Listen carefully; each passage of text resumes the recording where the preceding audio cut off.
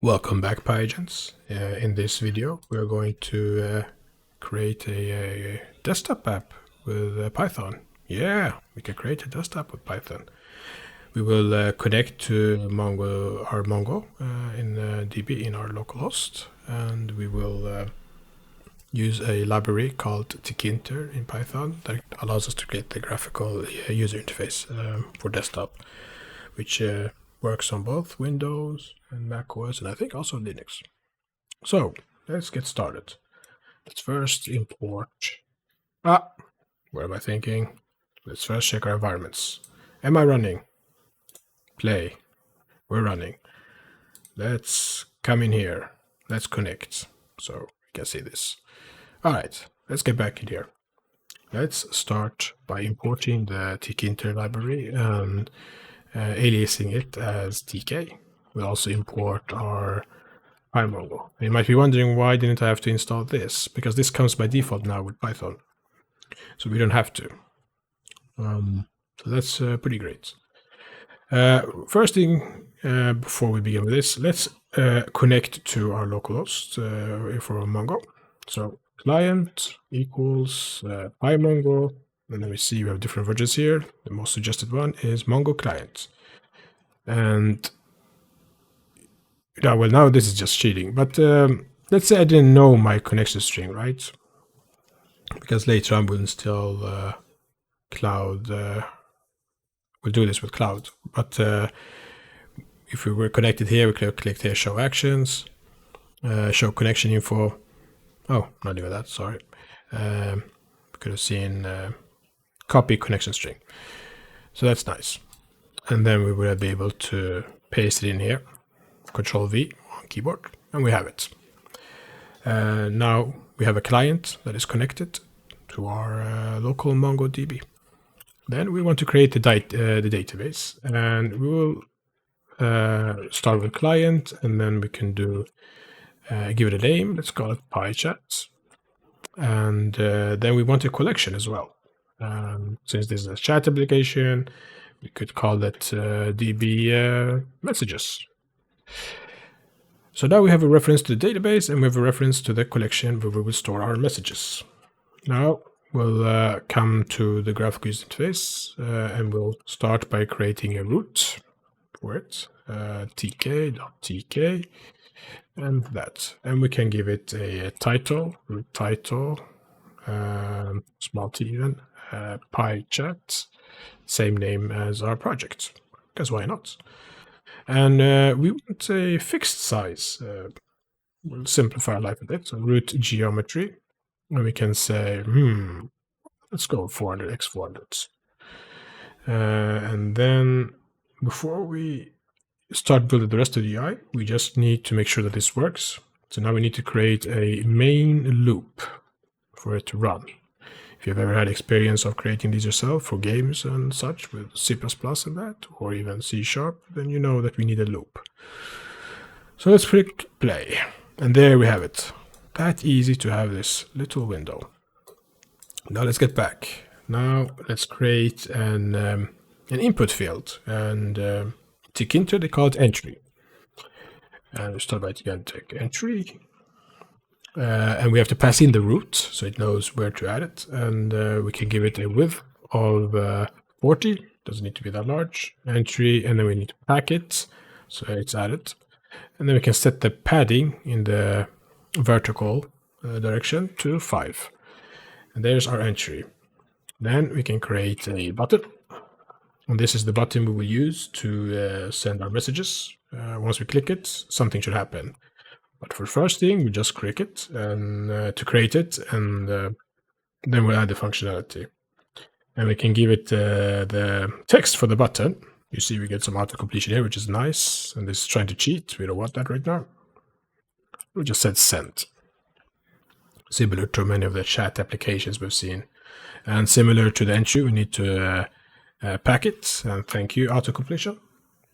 And then we might want a message label where we can add our text later. So I'll call it message label and tk label and root And for now, text can be just messages because this is where we will have them. And we can set the justify setting to left. So it moves to the left, the text. And the same will pack this as well. And here we don't need any padding. Now let's run it to see that looks horribly, but it works. Great. And nothing happens when we click send. Now we will need the functionality. And we can actually close this when we don't use it. So we're going to keep this application simple, and in the future, if we keep working on it, we might explore Flask, which is a lot more interesting. I'm going to add a function here for sending the message. And here we're also going to check if our it does this simple for us. That's pretty good. But no, that's cheating. What am I doing? Let's not. First, we don't want anyone to be able to type in something. They're not typing anything, click send, and we create a document in our database, in our collection. So first, we'll check if entry we get the content of the entry, and we see if it's equal to an empty string. Then we return. It shouldn't work. Sure, if you had built on this, you could have had some feedback, visual feedback, like disabling the button. But here we're keeping it simple because we just want to connect to the database. So first thing first, let's insert our data, and we see there's different methods, and we want to insert one. And here we have to enter it like in a dictionary, and the field where we'll have the message content we'll call text. Oh, by the caps, text, and then the content of our get entry. And then once we're done, we want to remove the text from the entry field, and we get a suggestion here. It's not cheat. The first thing we enter is where do we start? We start from 0, and how far do we want to go to the end? So there's some useful utility for us that we have in place. With that in place, we can now change our button to call this when we run it. And all we have to do is say command and the name of the function, send message. And then perhaps we would like to create a function for getting all our messages, because it's more dynamic. Because if I do this right now, let's run it. I'll type, hey, we see nothing. But if I go to our compass, and right now we see nothing, we do a refresh databases. We have a new database called PyChat, as we named it, right? Let's close it. There's the name. Let's go inside it. There we see our collection. And there we see our first message. And we see that there's this underscore ID property here, field. And this is automatically generated for us. So we don't need to concern ourselves with that right now. But we can, if we wanted to. So, that's how it works. Now let's make this more dynamic and, load our messages. So we can create a function called fetch messages collection, the reference we had up there, and we want to find, and here we can pass in a filter, but if we keep it empty, we are getting everyone. But you could, for example, if you had a message linked to a user, you could have found all the messages from a user. So it's kind of like Discord, the private chat you have with someone.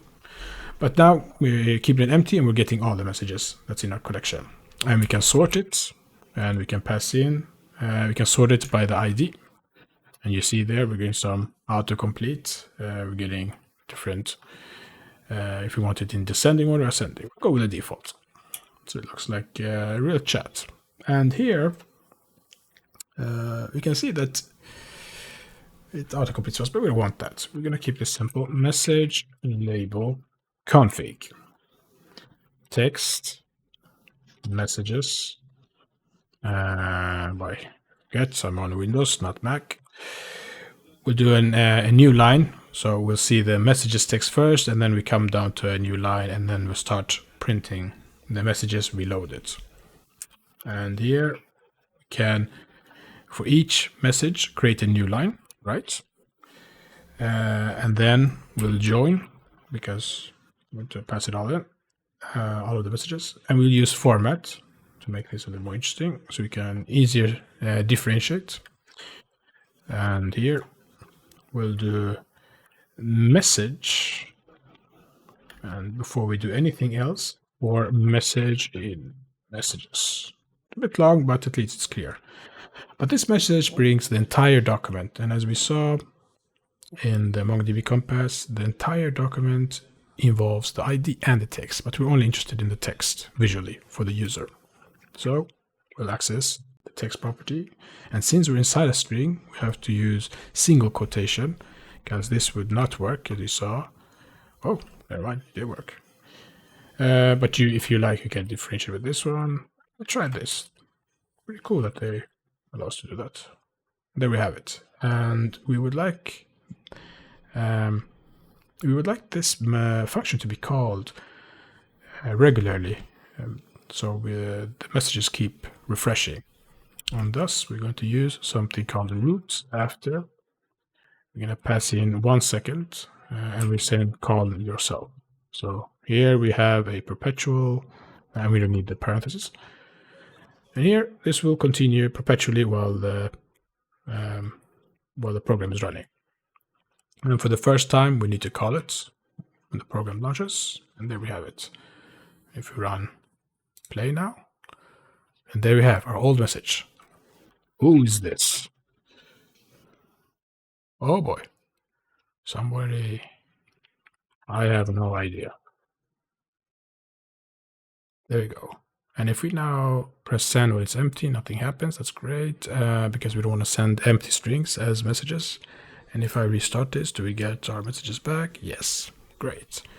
And if we look at MongoDB Compass, there's a refresh icon here. We don't have to do that boring multi-step approach. We just click here, and we see they're sorted from hey yeah, who is this? I have no idea. Hey yeah, who is this? I have no idea. Great. In the next video, we're going to use the cloud version, because imagine you could share this code with your friend and then you can chat privately.